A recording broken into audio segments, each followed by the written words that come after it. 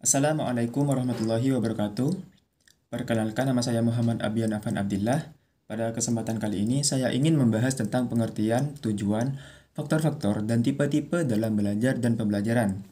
Video ini saya buat dengan maksud untuk memenuhi tugas akhir atau evaluasi akhir semester dari mata kuliah Psikologi Pendidikan yang saya tempuh di jurusan Tadbir Bahasa Inggris Universitas Al-Falah As-Sunniyah, Kencong, Jember. Baik, tidak usah berlama-lama, kita langsung saja ke pembahasannya. Nah, yang pertama adalah pengertian belajar dan pembelajaran. Apa sih yang dimaksud dari belajar dan pembelajaran itu sendiri? Nah, jadi belajar itu adalah suatu proses di mana seorang itu berusaha memahami hal-hal yang baru, baik berupa pengetahuan, keterampilan, sikap, maupun kebiasaan. Contohnya saat belajar membaca atau memasak. Nah, sedangkan pembelajaran merupakan proses yang dirancang dan diatur oleh guru agar peserta didik dapat belajar secara optimal. Tidak harus guru ya sebenarnya. Misalnya melalui penyusunan RPP, penjelasan materi, atau penggunaan media pembelajaran. Nah, jadi sangat ketara ya perbedaannya teman-teman. Belajar itu adalah prosesnya. Prosesnya ketika kita mendapatkan hal-hal baru itu disebut belajar.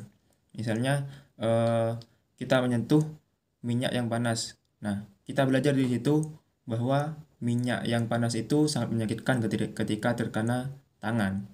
Nah, sedangkan untuk pembelajaran itu adalah suatu metode lah gampangnya ya. Metode atau teknis dan pelaksanaan yang dirancang dan diatur untuk melakukan pembelajaran. Nah, seperti itu.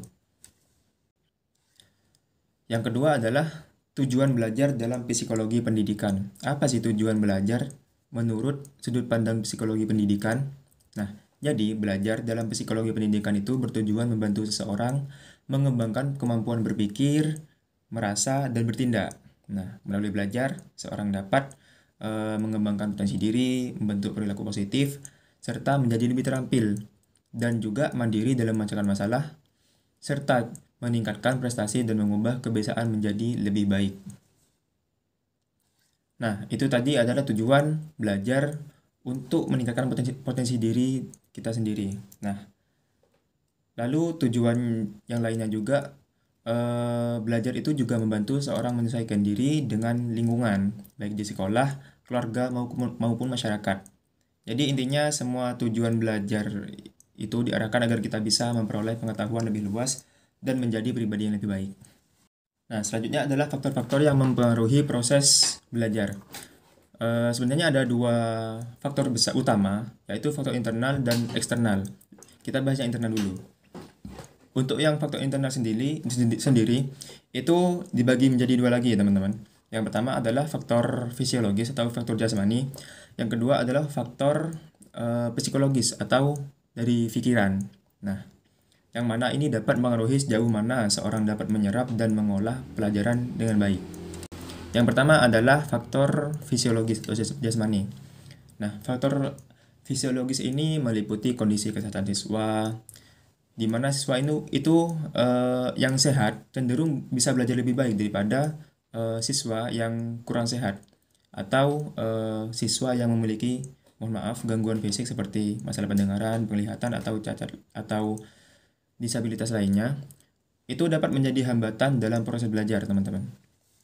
Yang selanjutnya adalah faktor psikologis atau faktor dari pikiran. Nah, faktor psikologis itu mencakup inteligensi, bakat, minat, motivasi, dan sikap. Nah, inteligensi itu hubungannya dengan kemampuan memahami pelajaran, seperti itu. Setiap manusia itu dilahirkan dengan kecerdasan yang berbeda-beda. Tentunya ini juga mempengaruhi terhadap faktor cepat atau tidaknya siswa itu belajar. Yang kedua adalah bakat.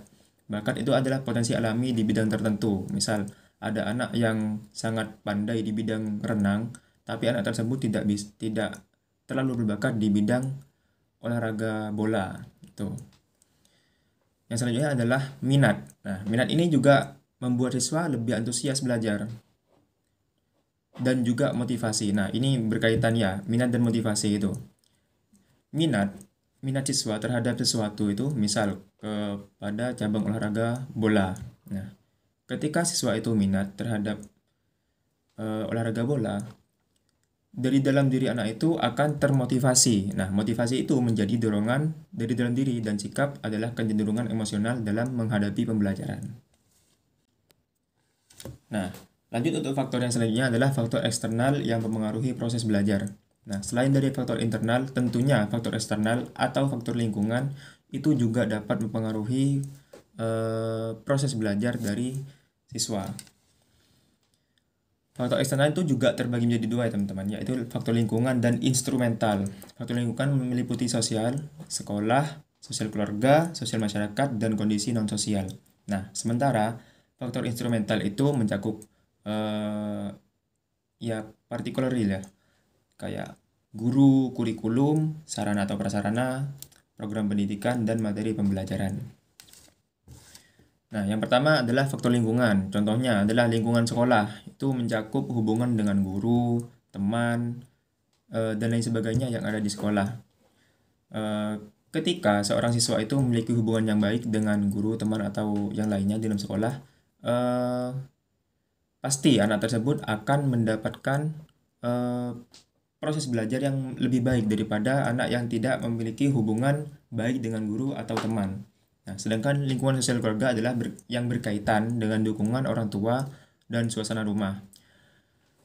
Lalu selanjutnya adalah lingkungan sosial masyarakat, itu juga mempengaruhi melalui kondisi sekitar tempat tinggal. Dan faktor non-sosial, melibatkan aspek fisik seperti suhu, cahaya, dan ketenangan belajar. Nah, ini semua tentunya dapat mempengaruhi proses belajar ya teman-teman ya. Contohnya untuk lingkungan masyarakat itu mendukung atau tidak untuk proses belajar anak tersebut, dan juga faktor non sosial itu tadi seperti suhu, cahaya. Misal minim cahaya itu juga dapat mempengaruhi atau menghambat proses belajar. Begitu juga dengan suhu yang terlalu ekstrim, terlalu dingin atau terlalu panas itu juga menghambat proses pembelajaran siswa. Nah, seperti itu teman-teman. Nah, yang selanjutnya adalah faktor instrumental. Ini adalah faktor eksternal yang kedua. Nah, faktor instrumental ini melibatkan peran ya teman-teman ya. Lebih ke peran ya. Peran eksternal. Contohnya guru sebagai pendidik dan fasilitator. Sarana dan prasarana juga masuk, seperti gedung dan alat bantu belajar. Nah, serta kurikulum yang mencakup program, kegiatan, dan materi pembelajaran yang disusun sekolah itu yang supaya sesuai dengan kebutuhan siswa itu. Nah, itu semua juga berpengaruh atau berpengaruh terhadap proses belajar siswa. Ketika salah satu atau salah dua dari yang saya sebutkan tadi itu kurang atau bermasalah, itu akan menghambat proses belajar siswa. Contoh kayak seperti guru yang kurang berkompetensi di bidangnya, atau sarana atau prasarana atau gedung yang tidak memadai. Seperti itu. Nah, yang selanjutnya adalah tipe-tipe belajar. Tipe-tipe belajar itu dibedakan berdasarkan ciri-ciri seperti arah perhatian, minat, dan pola perilaku. Nah, ini yang membuat individu itu memiliki cara belajar khas dan berbeda antara satu siswa dan yang lainnya. Nah, ini tipe-tipe belajar ini dikelompokkan dalam 4 tipe utama ya. Yaitu salah satunya yang pertama adalah tipe belajar mendengarkan atau yang disebut dengan auditif. Nah, tipe ini yang merupakan tipe yang sangat mengandalkan pendengaran. Nah, selanjutnya adalah tipe penglihatan atau tipe visual. Nah, ini adalah tipe yang mengandalkan penglihatan. Selanjutnya adalah tipe merasakan atau taktil. Nah, ini merupakan tipe yang mengandalkan sentuhan. Dan selanjutnya adalah tipe motorik. Ini merupakan tipe yang melibatkan gerakan tubuh dalam proses belajar. Nah, jadi siswa atau pelajar itu tidak semuanya memiliki tipe-tipe belajar yang sama, tapi seorang anak itu juga bisa memiliki 1, 2, atau lebih, atau mungkin semua tipe belajar tersebut. Nah, untuk pelajar yang dapat mengkombinasikan tipe-tipe belajar tadi, itu disebut sebagai pelajar kombinatif, yang mana itu bisa menggabungkan lebih dari satu gaya belajar sekaligus. Wah, tidak terasa sudah sampai di akhir slide. Nah, kesimpulannya, jadi belajar itu adalah suatu proses untuk memahami hal-hal yang baru. Nah, sedangkan pembelajaran adalah usaha guru untuk merancang agar belajar itu berjalan secara efektif. Nah, tujuan belajar itu dalam psikologi itu mencakup pengembangan potensi, perilaku positif, dan kemampuan beradaptasi, dan lain sebagainya. Nah, proses belajar itu dipengaruhi faktor internal dan eksternal ya, teman-teman. Nah, dan juga setiap orang itu mempunyai gaya belajar yang berbeda seperti visual, auditif, taktil, dan lain sebagainya. Nah, tentunya semua ini penting supaya pembelajaran itu berjalan secara optimal dan hasilnya maksimal. Nah, cukup sekian yang bisa saya sampaikan dari presentasi kali ini. Mohon maaf apabila ada kesalahan dalam ucapan yang disengaja maupun tidak disengaja. Saya pamit undur diri. Wassalamualaikum warahmatullahi wabarakatuh.